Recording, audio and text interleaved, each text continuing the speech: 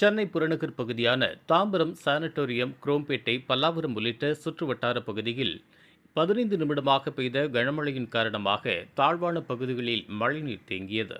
குரோம்பேட்டை பகுதியில் ஜிஎஸ்டி சாலையில் குளம் போல் தண்ணீர் தேங்கியதால் சென்னை நோக்கி செல்லும் வாகனங்கள் 2 கிலோமீட்டர் தூரம் போக்குவரத்து நெரிசல் ஏற்பட்டு அங்குலமாக ஊர்ந்து சென்றன.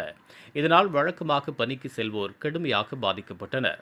இதேபோல் ஆலந்தூர், மீனம்பாக்கம், திரிசூலம், பல்லாவரம் சுற்றுவட்டாரத்திலும் கனமழை பெய்தது. குரோம்பேட்டை ஜிஎஸ்டி சாலையில் தேங்கிய மழைநீர் அரை மணி நேரத்தில் வெளியேற்றப்பட்டது.